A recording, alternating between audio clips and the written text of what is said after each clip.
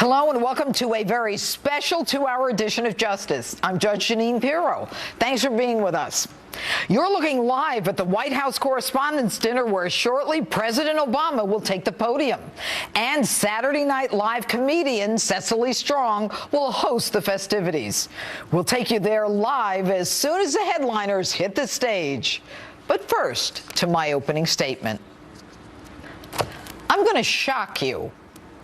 Hillary Clinton would be, without a doubt, hands down, the absolute best CEO of a public company. Ruthless, profit-driven, and all about the money. But if you're looking for a different kind of CEO, one to run the greatest nation on earth and bring back America, now teetering on the brink of socialism, to be president of the United States, Hillary Clinton is the worst possible choice. She, in fact, is the person to run away from. And what makes you think she cares about you? She doesn't care about you. This woman only cares about herself, money, her next step up the political ladder, and if president, will only care about her legacy.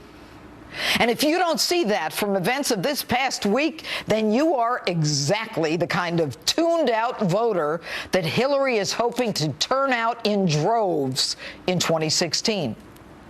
So what am I talking about? I'm talking about influence peddling on a global scale and the setting of American foreign policy to coincide with the flow of hundreds of millions of dollars to the Clinton Foundation and millions directly to Bill Clinton and ultimately Hillary in speaking fees. Exhibit 1. Bill takes a plane ride to Kazakhstan with a Canadian who wants to buy uranium. Now, the president of Kazakhstan is a human rights violator. But Bill actually praises his human rights record and then expresses support for that president to lead an international elections monitoring group. Crazy, because that Kazakh president is accused of rigging his own elections. But back to the deal.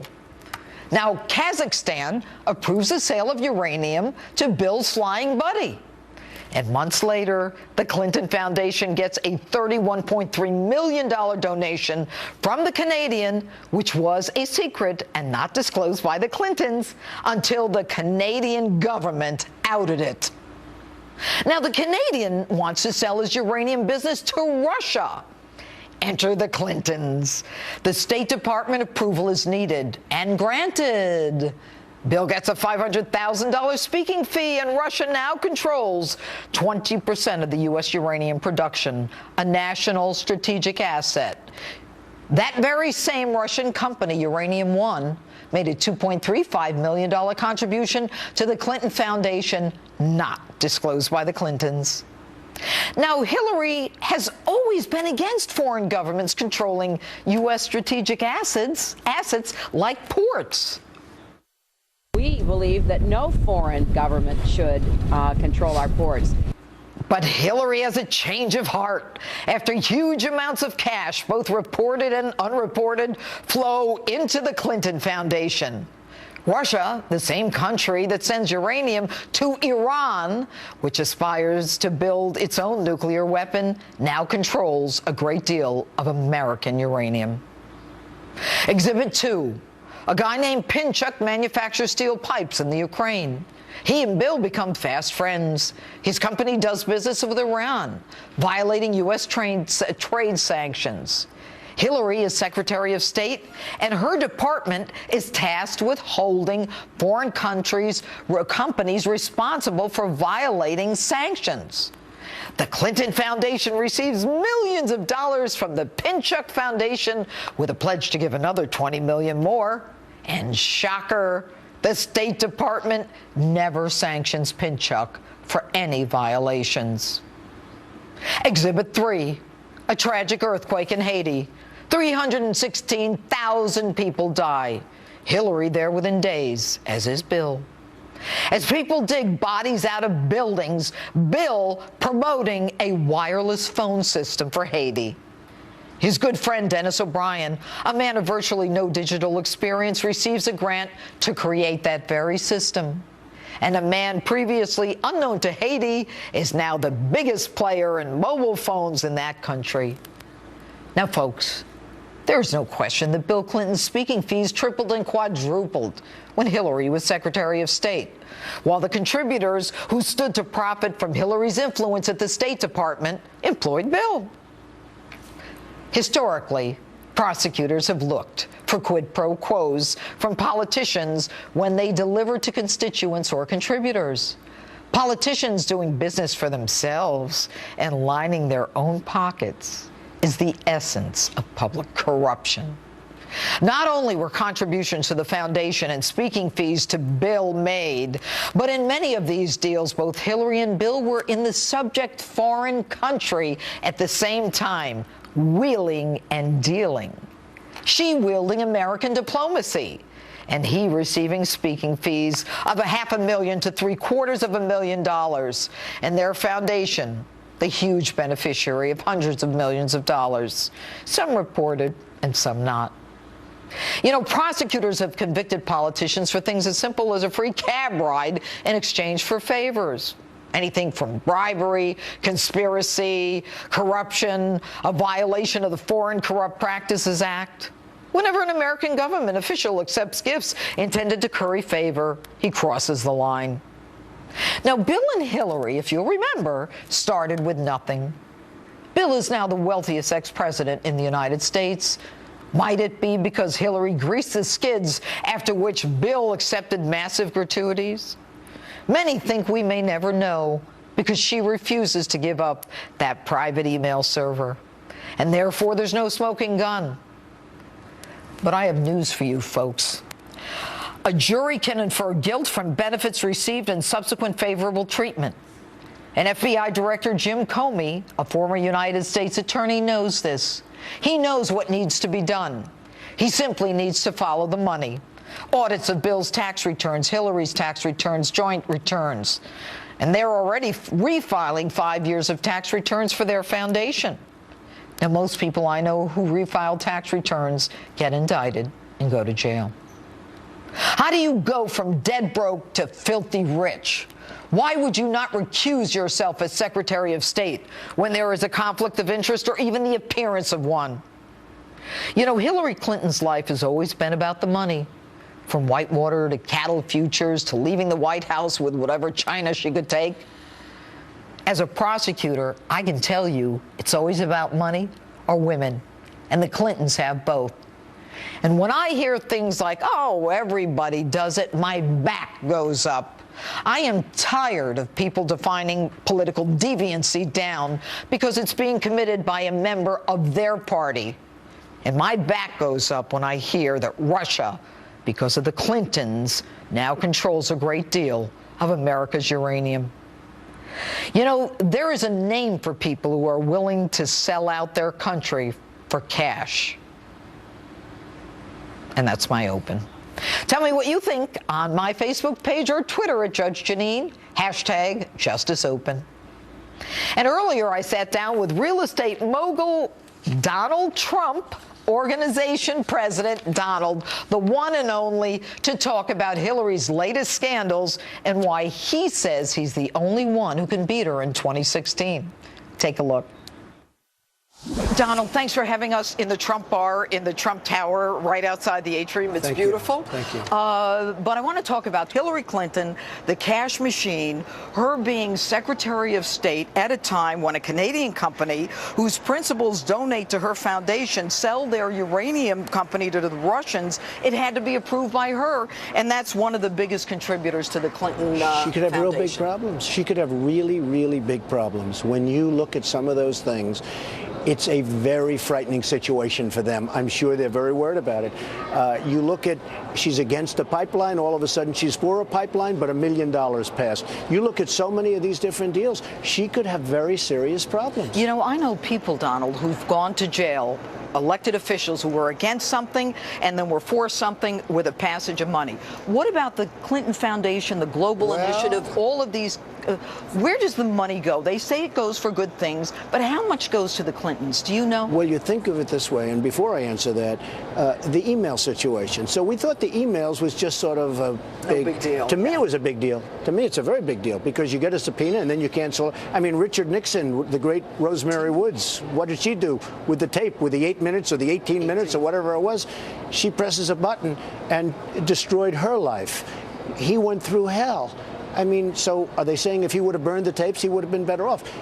What she did with emails was bad. But now, in light of the book, with all of the different things, now you really want to see the emails, and you can't see the emails. So I think it's going to be very tough for her. It's going to be interesting. The only thing I can say is that over the years, they've gotten away with a lot of things that are just inconceivable. I'm very disappointed in Republicans because Republicans, and I'm a Republican, I'm conservative, the Republicans are all talk, no action, whether it's Benghazi, the IRS, the emails. There's this huge feeling of indignation for like 2 days. And then they forget about it. They go on to the next. Hillary says that the most important thing that I did was restore America's leadership in the world, and I think this was a very important accomplishment. Now, you think you can beat her. How are you going to beat this woman? I think you can absolutely beat her. I think she's got tremendous baggage. She's got unbelievable baggage. I actually think I'm the only one that can beat her because I know the other people. They're soft. I know what I'm potentially running against. And people have said, I've been called by the most important people in politics telling me, and I don't think they're saying it just to make me feel good, that I'm the only one that can beat Hillary Clinton. And I understand exactly what they're saying, and I think they're right. I don't think Jeb Bush, the last thing we need is another Bush. And I don't think Jeb Bush is beating anybody. I don't see Marco Rubio beating her. I don't see these people beating her. So we're going to see what happens. We'll have much more of my interview with Donald Trump coming up. But first, here to break down the latest Hillary Clinton scandals, Democratic strategist Richard Fowler joins me now. All right, Richard, you heard my open. Am I wrong? Well, I think you are wrong, Judge. Thanks for having me. I got to tell you, I can't. It was very well mastered open, though. But first, I agree with Donald Trump on something. And I agree that the Republicans are all talk and no action. So that's 1 point for me, 1 point for the Donald. But beyond that, if we sort of go through your open, there's one exhibit that I want to pull out, and that's Exhibit 3, I believe, where you talk about their work in Haiti. And the Clinton Global Fund has done a lot of amazing things in Haiti. One thing in particular they've done in Haiti is they worked with the farmers to grow coffee beans to make sure that they could actually grow something, produce something, and feed their families. And that's who that's the essence of who Hillary Clinton is. Yeah, there's been some mistakes in the past, but the truth of the matter is that she's a woman who started from the bottom. Now she's made her way to the top, but she's done it by understanding the only way to do it is by pulling up everybody with her, i.e. working with the middle class to make it stronger, building infrastructure to put Americans back to work. That's what she stands for, and I think that's what the American people need. All right, but Richard, you know what's interesting is, and certainly helping anyone in Haiti, given what they've been through, is a wonderful thing. But, you know, when you look at the specifics of it, you know, you've got Hillary Clinton promising, you know, the 65,000 jobs based on some grant that she got for someone else. And so far, there's only been 5,000 jobs. But, you know, she says that she wants to target Wall Street and she's going after the CEOs and go after the 1%. She is the 1%. I mean, how are you Secretary of State and then allow your department to vote on something where your husband and your foundation is receiving money?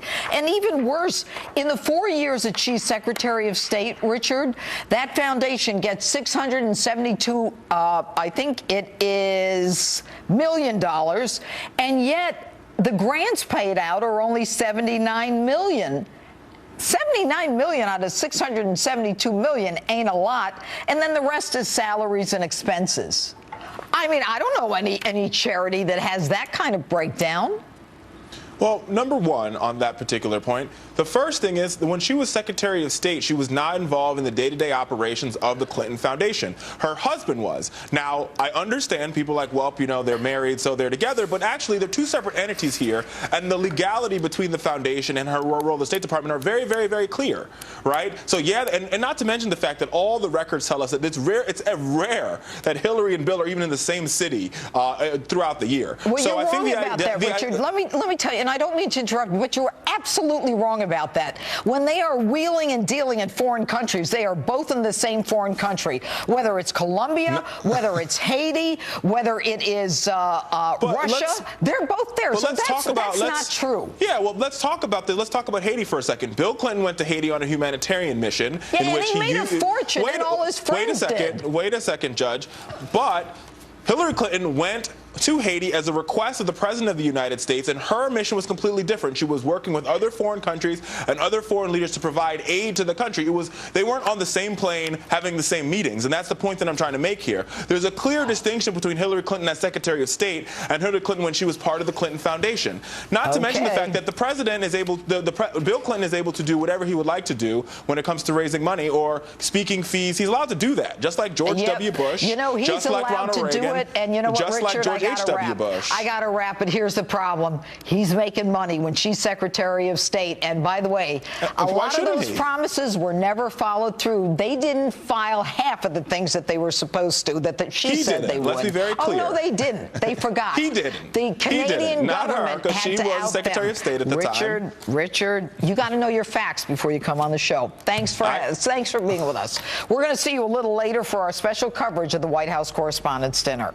And coming up, a lot more from my Justice exclusive with Donald Trump. Is he running for president?